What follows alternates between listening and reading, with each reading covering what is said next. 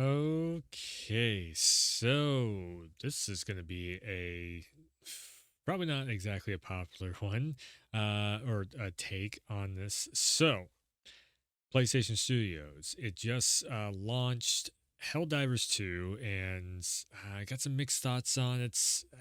Some of it is kind of all right, but man, Helldivers 2, I think for anyone who really enjoys the typical PlayStation Studios experience, Helldivers 2 should really scare you. It that Helldivers 2 is it's just very scary on multiple different reasons. First up, so I remember seeing the trailer for Helldivers 2, and I don't even think I caught that it was PlayStation Studios title at the time. I probably just it didn't even register my brain what I was even looking at, because I was, when you're watching the award shows and this and that, you're just trying to figure out what the trailer is.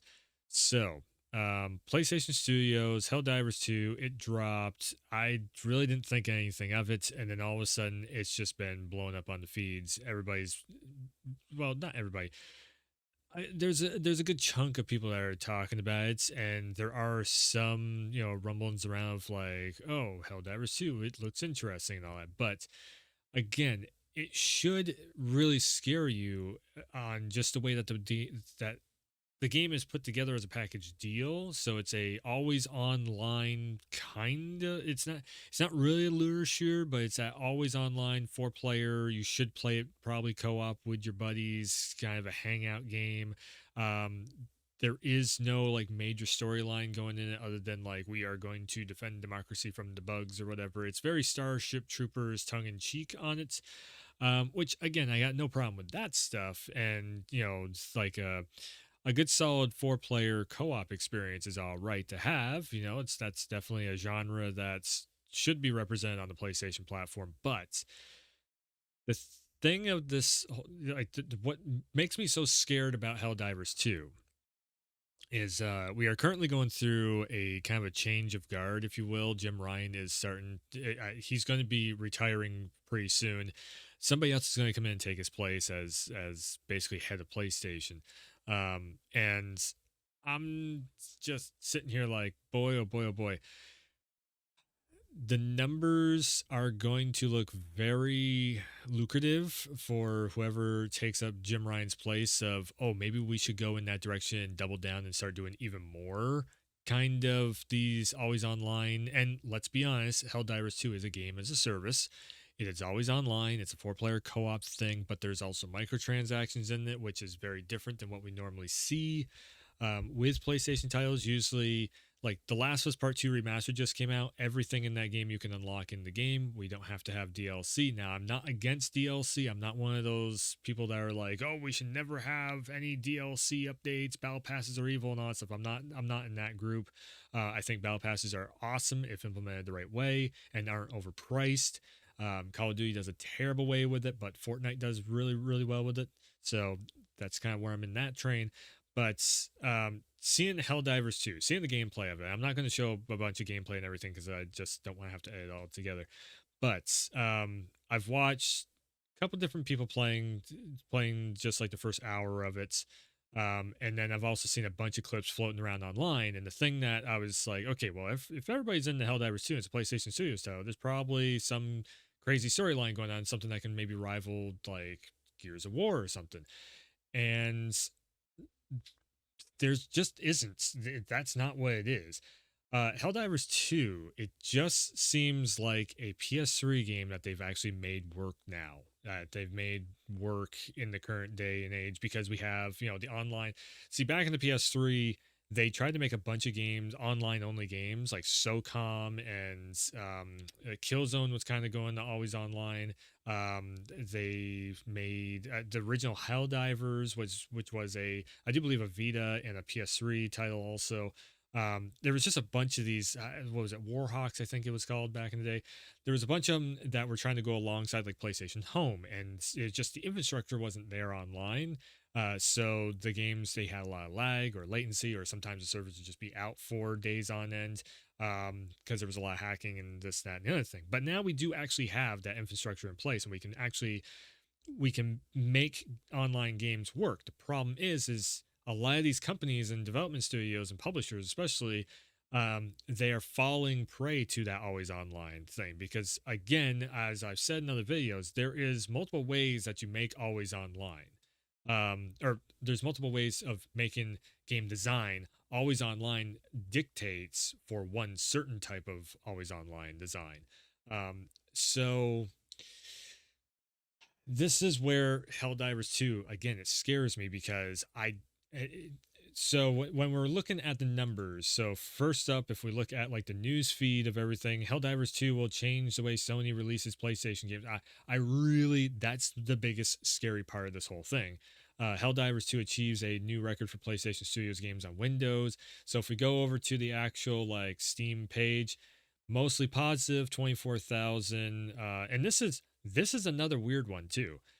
Helldivers 2 has launched day one on the PC and the PlayStation at the same time. That never happens. This is probably the first time we've had this actually happen, where all of a sudden the game is out on both platforms at once. I'm not saying that's a bad thing. What I'm saying is there is kind of a, with the PC crowd, the PC crowd does do a lot more kind of co-op adventures like that. So something like a Power World, something like a Valheim, something, a little more of the like Destiny is a very kind of like PC styled game, even though yes, it did blow up on consoles.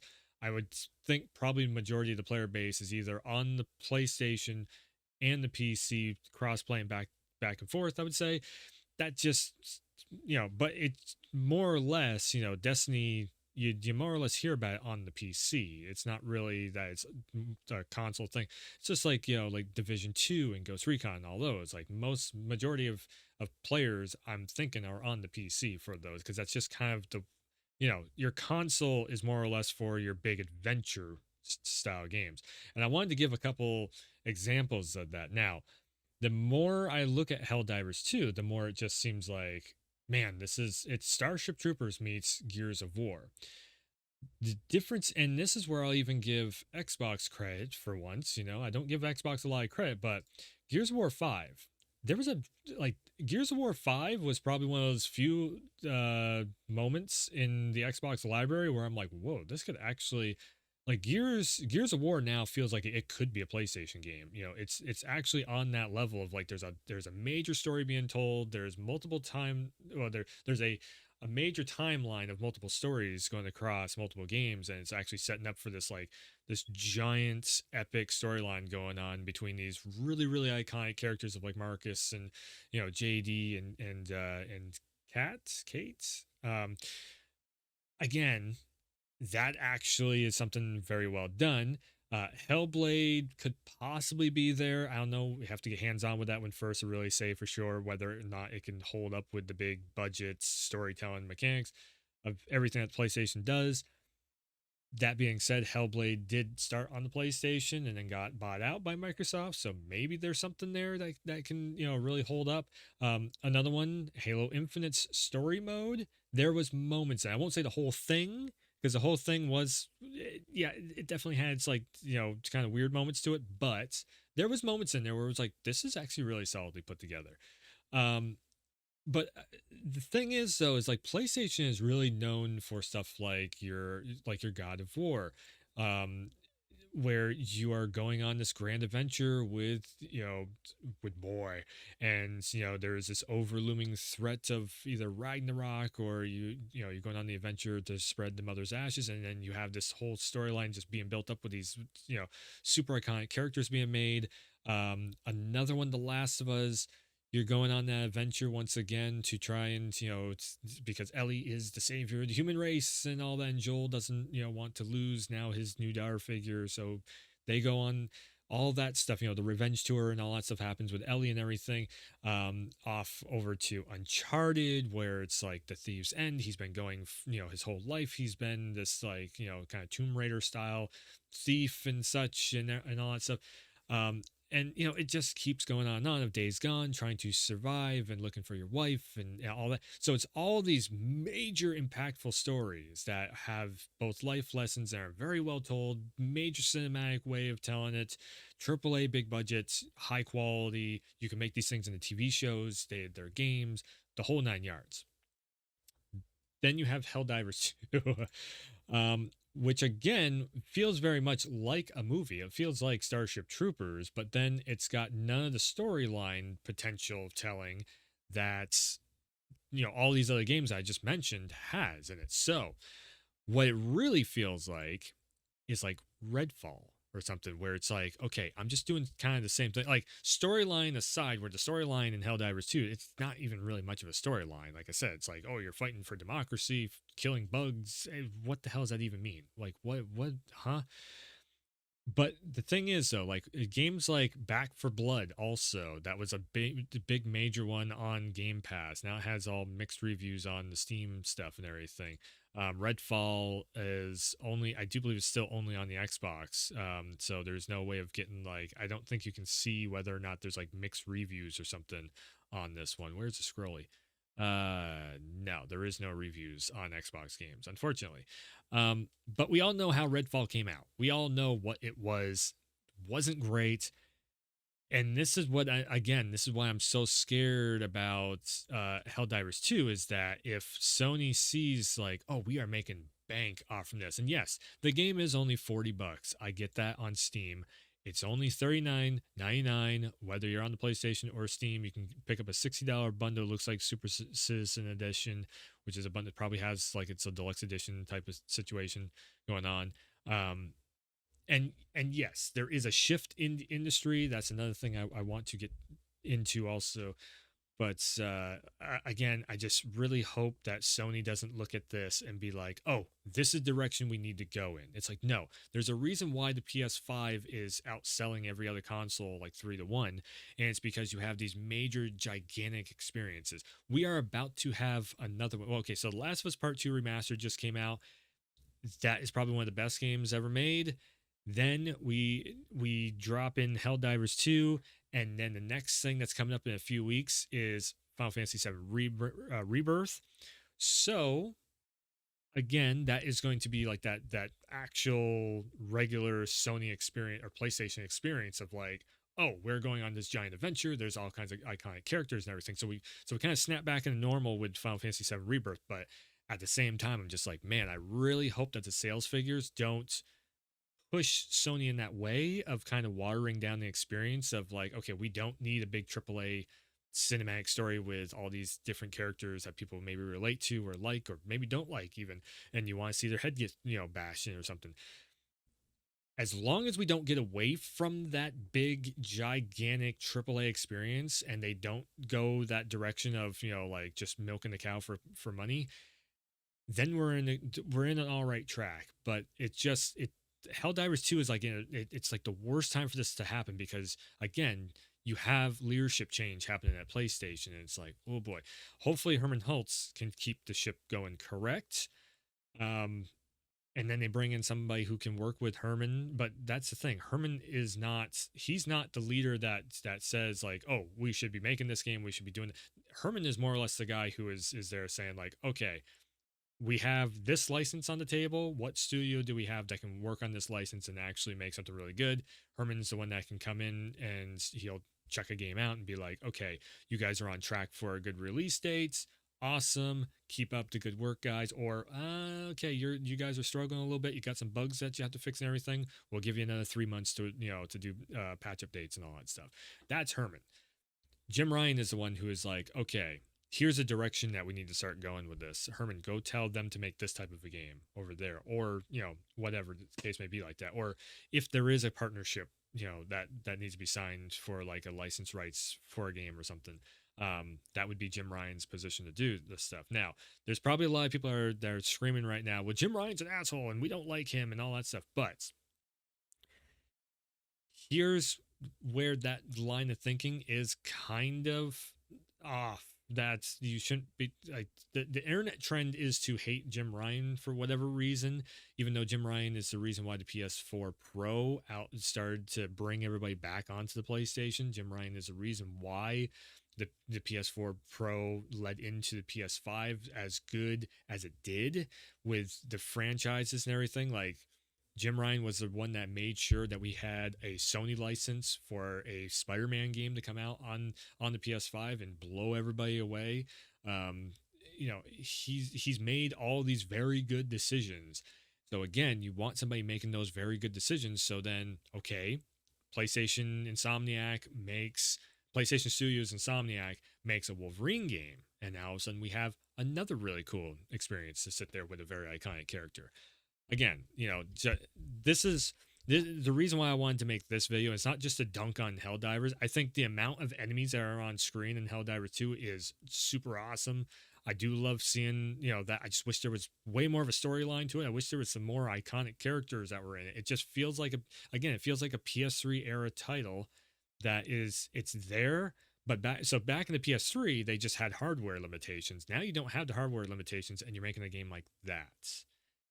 That's a puzzler right there of like, why isn't Helldivers 2 so much more than what it is? I get it, it's a $40 game, but still, why wasn't it built up to be something even more?